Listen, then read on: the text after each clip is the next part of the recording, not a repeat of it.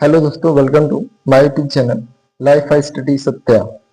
आज हम लोग बात करने वाले हैं कुछ महत्वपूर्ण अभ्यास प्रश्न के संदर्भ में जो बहुत ही रुचिकर हैं।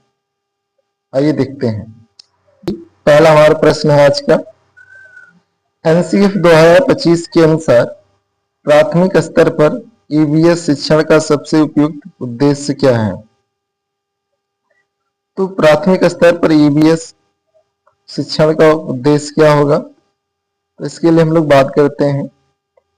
कह रहा छात्रों के भविष्य की परीक्षाओं के लिए तैयार करना, शब्दावलियों को सटीक परिभाषाएं रटाना, विषय की वैज्ञानिक शुद्धता पर ध्यान केंद्रित करना, उसके लिए ज्ञान को बाहरी जीवन से जोड़ना। तो इसका सही उत्तर क्या होगा?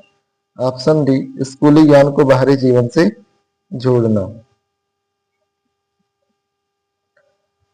अगला नेक्स्ट क्वेश्चन है हमारा। क्या कह रहा है? रेगिस्तानी ओक के बारे में निम्नलिखित में से कौन सा कथन सही है? तो रेगिस्तानी ओक के संदर्भ में हम लोग बात करें तो क्या होगा? तो रेगिस्तान में हम जानते हैं पानी की कमी होती है, भूजल स्तर बहुत गहरे होता है, इस कारण वहां की जो पेड़ पौधे होते हैं उनकी जड़ें बहुत गहराई तक जाती हैं। कह रहा क्या? एक झाड़ीनुमा पौधा है जिसकी ऊंचाई बहुत कम है, इसकी पत्तियों में बहुत सारा पानी जमा होता है। इसमें वृक्ष मुख्य रूप से राजस्थान में पाया जाता है। इसकी जड़ें पानी तक पहुंचने तक गहरी जाती हैं। तो इसकी जड़ें पानी तक पहुंचने के लिए गहराई तक जाती हैं। यही इसका सही उत्तर है, ऑप्शन डी। ठीक है, आइए अगला प्रश्न देखते हैं।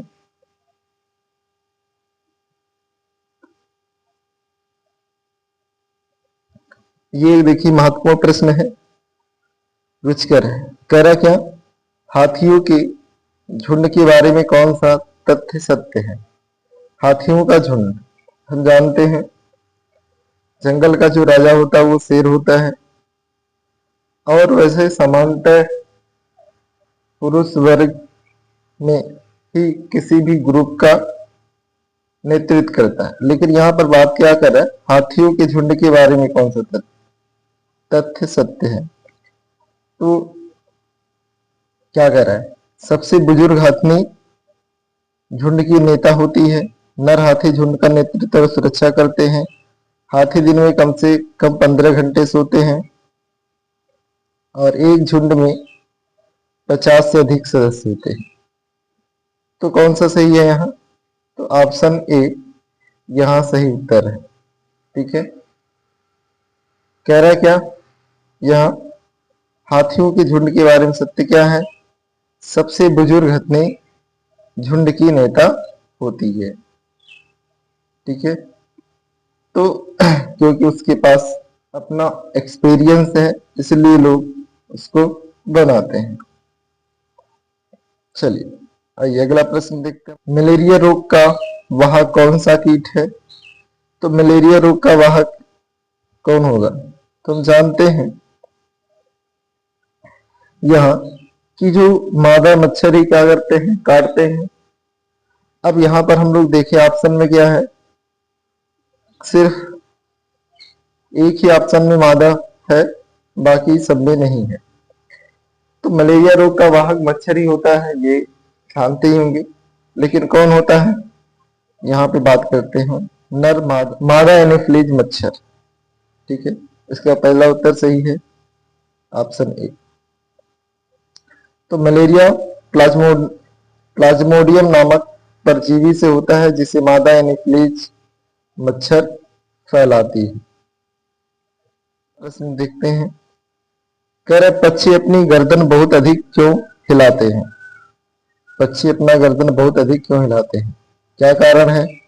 तो कह रहा क्या? वे अन्य पक्षियों को संकेत देना चाहते हैं, क्योंकि हवा में उड़ते समय संतुलन बनाना चाहते हैं, क्योंकि उनके आंखों की पुतलियां घूम नहीं सकती, क्योंकि उन्हें की सुनने की शक्ति बहुत कम होती है। तो सुनने की शक्ति से आंख का लेना देना नहीं है। यहाँ पर हम लोग बात करते हैं ऑप्शन सी, सही उत्तर होगा, क्योंकि उनकी आंखों की पुतलियां घूम नहीं सकती, इस कारण उन्हें चारों तरफ देखने के लिए अपने गर्दन को घुमाना पड़ता है।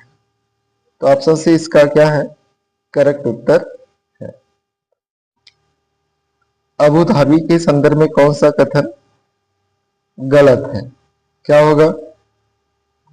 अबू धाबी जो है संयुक्त अरब अमीरात की क्या है, राजधानी है। संयुक्त अरब अमीरात की राजधानी है। तो क्या बात कर रहा है यहाँ? हम जानते हैं जो ये खाड़ी के जो देश हैं, अरब प्रायद्वीप के जो देश हैं, वहां पर क्या है, पेट्रोलियम या खनिज तेल का भंडार है। तो वहां पेट्रोल सस्ता मिलता है और वहां पानी की मात्रा बहुत कम है। तो इसका उत्तर क्या होगा? इसका उत्तर होगा यहाँ पानी पेट्रोल से भी सस्ता और प्रचुर मात्रा में होता है। यहाँ खजूर के पेड़ बहुत यातायात में पाए जाते हैं।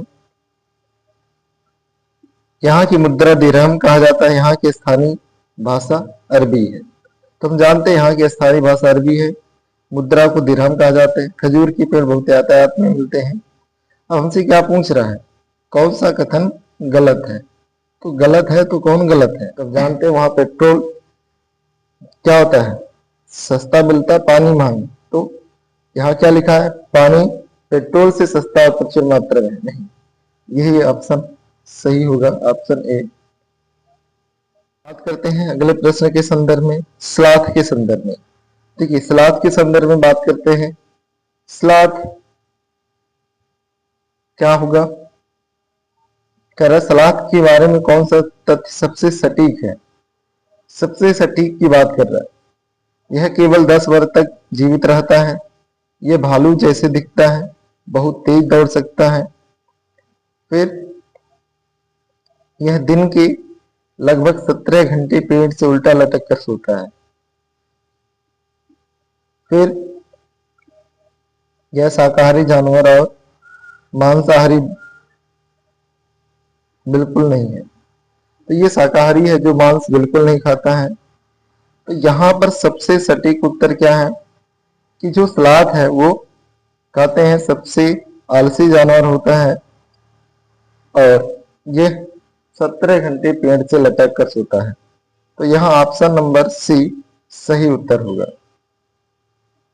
ठीक, तो स्लॉथ दुनिया का सबसे आलसी जानवर माना जाता है जो अपना अधिकांश समय सोते हुए बिताता है। आइए अगला प्रश्न देखते हैं हम लोग। खेजड़ी वृक्ष के बारे में क्या सत्य नहीं है? खेजड़ी वृक्ष, तो हम जानते हैं खेजड़ी वृक्ष कहां पर है, रेगिस्तान वाले क्षेत्रों में पाया जाता है और यह चिपको आंदोलन में अपनी भूमिका निभाया था। तो हम लोग बात करें यहाँ पर क्या कि इसे बढ़ने के अधिक पानी की आवश्यकता होती है। अब रेगिस्तान वाले क्षेत्रों में पाया जा रहा है, इसका मतलब कम पानी चाहिए। तो हमसे असत्य पूछ रहा है, सत्य नहीं है, तो पहला ही ऑप्शन दिख रहा है। ठीक है, बाकी सभी ऑप्शन तब सत्य ही होंगे, अर्थात इस लकड़ी में कीड़ा नहीं लगता है, इस फलियों की सब्जी बनाई जाती है। और एक ऑप्शन क्या, इसकी छाया में बच्चे खेलना पसंद करते हैं। तो इसका जो सही उत्तर है ऑप्शन ए, कि इसे अधिक पानी की आवश्यकता होती है, जो कि नहीं होती है, क्योंकि हमसे असत्य पूछा है। तो यही उत्तर होगा। पौधों का वह भाग जो नाइट्रोजन स्थिरीकरण में मदद करता है कौन सा है? फूलों की पंखुड़ियां, जड़ ग्रंथियां, तने की बाहरी छाल या हरी पत्तियां। तो कौन है यहाँ पर? तो यहाँ पर इसका सही उत्तर क्या है, ऑप्शन बी, जड़ ग्रंथियां। फलीदार पौधों की जड़ों में राइजोबियम बैक्टीरिया होती है जो हवा से नाइट्रोजन लेकर उर्वरक में बदलती है। आइए अगला प्रश्न देखते हैं हम लोग जी। सांप काटने की दवा किससे तैयार की जाती है? सांप काटने की दवा किससे तैयार की जाती है? तो सांप काटने की दवा हम जानते हैं कि लोहा लोहे को काटता है, तो सांप की जहर को सांप का जहर ही काटेगा। तो यहाँ पर क्या है, ऑप्शन सी, सांप के जहर से ही बनता है। सांप के जहर से सीरम एंड एंटीवेनम सांप के जहर को ही प्रस्कृत करके बनाया जाता है ताकि वह जहर के प्रभाव को काट सके। आइए अगला प्रश्न देखते हैं हम लोग। मरे हुए जानवरों को खाकर पर्यावरण को साफ रखने वाला पक्षी को क्या कहा जाता है? कोयल, गिद्ध, कबूतर, मैना। कौन सा होगा? तो इसका उत्तर है क्या? वल्चर, गिद्ध। कौन है? वल्चर, गिद्ध। जो प्रकृति का सफाई कर्मी कहलाता है, ये मृतोपजीवी होता है अर्थात एक्सवेंजर होता है। तो गिद्ध मृतोपजीवी है जो पर्यावरण से सड़ा गला मांस हटाकर उसको साफ रखने में महत्वपूर्ण भूमिका निभाता है।